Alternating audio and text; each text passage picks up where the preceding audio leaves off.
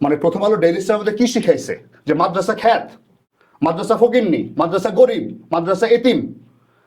আমি তো সারা মানে আমরা যেহেতু যারা শহরে বড় হয়েছি, আমরা তো মনে করতাম মাদ্রাসা শুধু এতিমরাই পড়ে। তো সেই মাদ্রাসার গ্রামের ফকিন্নি যখন ওসমান হাদি হয়ে ওঠে বাংলাদেশের, তখন তারা ভয় পাবে না? ভয় তো পাবেই, ভয় পাওয়া তো জায়েজ। প্রো বাংলাদেশি একটা রাজনীতি হাদি করতে চাইছিল, যেই রাজনীতিতে ইনসাফ ছিল, যেই রাজনীতিতে আদারিং ছিল না। হাদি বলে গেছে না যে ওই হিজাব নেকাব পরাটাও আমার বোন, আমি যতটুকু ইনসাফ চাই, যতটুকু চাই একটা টি শার্ট পরা মেয়ে আমার বোনের জন্য আমি সেম ইনসাফটাই চাই। ওই সময়ে দাঁড়ায় হাদি যে ওর বিখ্যাত, আমি যেটা গালি বলবো না, বলবো বাংলাদেশের সর্বশ্রেষ্ঠ কবিতার একটা, ওই যে ছিরা ফারাইজা বললো সেটা বাংলাদেশের সর্বশ্রেষ্ঠ কবিতার একটা, সেটাতে সমস্যা। একটা কথা সবসময় বলি যে আমার ভাইটা না ময়রা গিয়ে আমার অমর বানায় দিয়ে গেছে। আমি এই কথাটা সবসময় বলি, মানে ও যে কি দরদ নিয়ে, কি মায়া নিয়ে, কি শ্রদ্ধা নিয়ে যে আমার কথা বলতো, আমি কিচ্ছু না, মানে জ্ঞানে, বুদ্ধিতে, শিক্ষা দীক্ষায়, কোনো কিছুতে আমি ওসমান হাদির নখের যোগ্য না।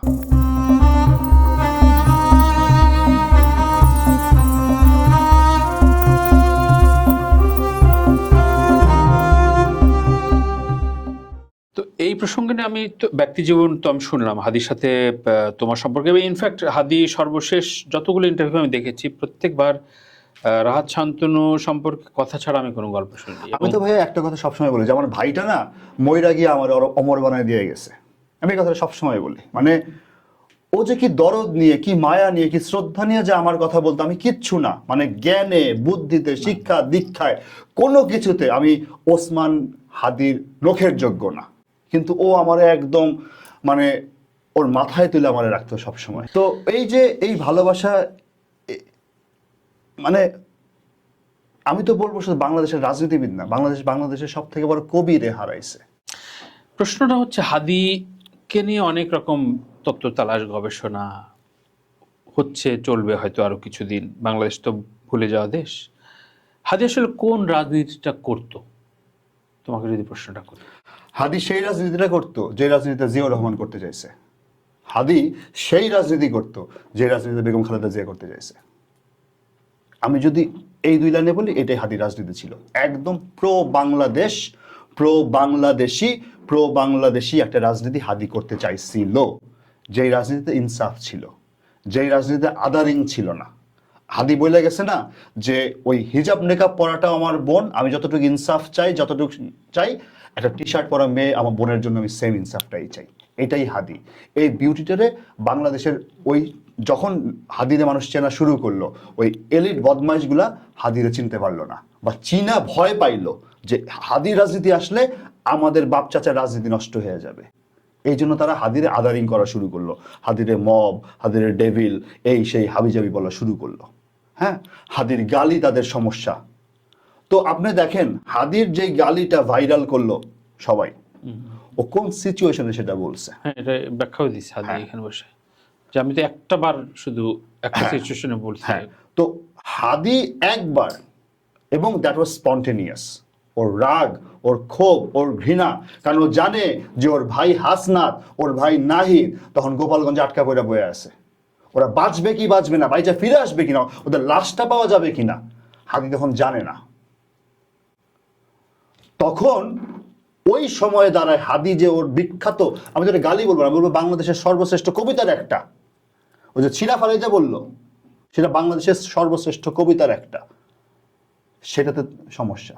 কিন্তু মানুষ যখন 10টা ডিকশনারি ঘাইটা বাংলা ইংলিশ মিলাই গালি বানায় সুন্দর করে, একদম সুন্দর সফিস্টিক ভাবে, তখন ওগুলা গালি না, তখন ও বাবা কি সুন্দর ইংরেজি বাংলা মিলে গালি দেয়, কি সুন্দর, ওয়াও। কেন এই হিপোক্রেসি কেন? তোর তো যখন জুলাই হইল, তোদের এক একজন যে পালায় পালায় ছিলি, আমরা নিজেরা যে দেশে আসতে পারি নাই, তখন তো দেখিস নাই যে ওই মাদ্রাসার পোলার রক্তের রং যে লাল না কালো, তখন তো বলতে আসিস নাই, তখন তো তুই জিজ্ঞেস করতে আসিস নাই ওকে শিবিরের রাজনীতি করে কি করে না। তাইলে আমার যখন হাদির সাথে কাজ করছি, আমার এখানে বারবার তোরা ডিস্টার্ব করছিস, বারবার তোরা আমার এরকম স্ম্যাশ করছিস, বললাম যে হাবির শিবির, হাদি শিবির করে, তোর বাপের কি যদি হাদি শিবির করে?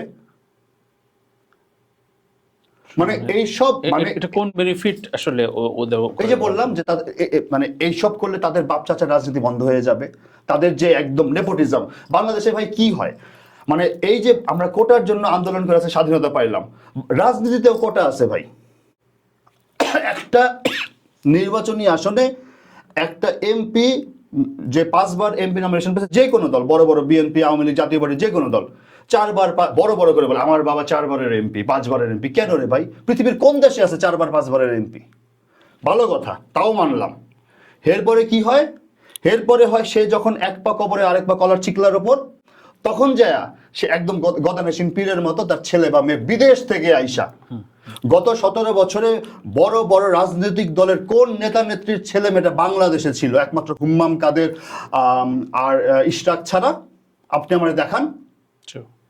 প্রত্যেকে বিদেশে ছিল, প্রত্যেকের কিন্তু দেশে আসা বন্ধ হয় নাই। তারা দেশে আসছে প্রত্যেক বছর, 2-4 জায়গায় 2-1টা কলাম লিখছে ইংরেজি বাংলা মিলায়া। এইটাই তাদের অ্যাক্টিভিজম, এতে তারা বিজ্ঞ হয়ে গেছে একদম। তারা 17 বছর একদম 20 বছর যে যার মতো করে ভালো মতো একটা নিজেদের যোগ্যতা দিয়ে হইলেও ভালো একটা সেফ জীবন যাপন তারা করছে। যেই দেশ স্বাধীন হইল একজন এক একজন আইসা তারা এখন দলের, হ্যাঁ মানে বাপের ছেলে মানে মন্ত্রীর ছেলে মন্ত্রী হবে, এমপির ছেলে এমপি হবে। তো আমরা কি ধৈঞ্চা? বাংলাদেশের যেই মানুষটা তোর বাপের সাথে 40 বছর রাজনীতি করছে, তাহলে ওর রাজনীতি কই? ওর মানে ওর অ্যাচিভমেন্ট কি হবে যে ওই ইউনিয়নের বা ওই জেলা পরিষদের সহসভাপতি? মানে সমস্যাটা হয়েছে কি ভাই, আমরাও আসলে মানসিকভাবে এত দৈন্য। আমরা রাজনৈতিক কর্মী যাদের দেখি, তারাও না মনে প্রাণে কখনো বিশ্বাস করে যে তারা আসলে এমপি হওয়ার জন্য রাজনীতি করে।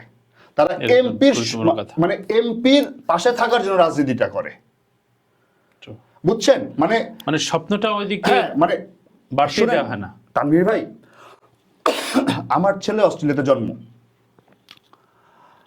আমার ছেলে যদি 18-20 বছর বয়স থেকে আমার কাউন্সিলে আমার ইয়েতে সোশ্যাল ওয়ার্ক করা শুরু করে, উইদিন 2-3 বছর পর যদি ও কাউন্সিলরের জন্য ইলেকশন করে, হবে, এলাকার মানুষের ভোট দিবে। তার 3 বছর পর যদি ও কাজ চালায় যায়, ও হয়তো মেয়র হতে পারবে, ডেপুটি মেয়র হতে পারবে, ও চাইলে একদিন অস্ট্রেলিয়ার প্রাইম মিনিস্টার হতে পারবে, এই বিশ্বাস আমার আছে। বাট বাংলাদেশের একটা মানুষের সন্তানের সেই বিশ্বাসটা নাই যে আমার ছেলে প্রধানমন্ত্রী হবে। কারণ যে সবকিছু কুক্ষিগত, আমার ছেলে এইটা হবে না, আটকায় দেয়। কেন?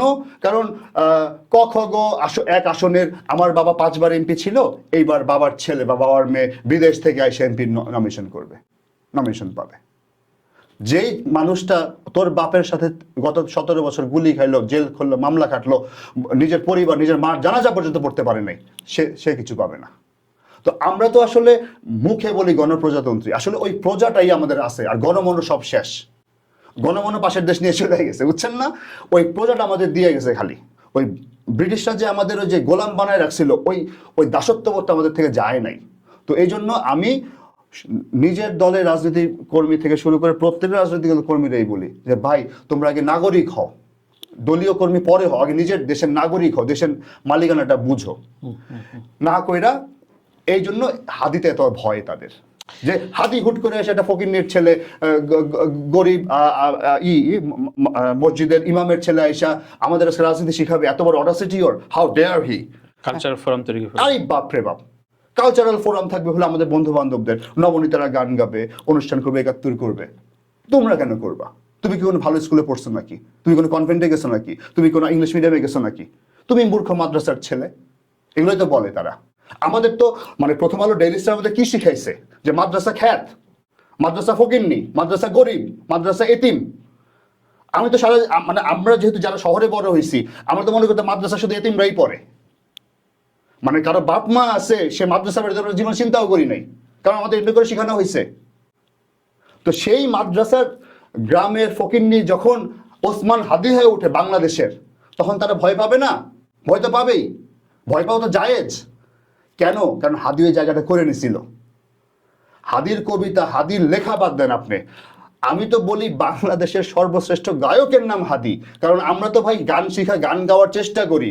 হাদি যে নর্মালি শব্দগুলা বলতো, কথাগুলা বলতো, এক একটা পডকাস্টে, এক একটা ভাষণে, এক একটা কনফারেন্সে, কি সুরেলা, এর থেকে ভালো মানে সিম্ফনি কি হইতে পারে?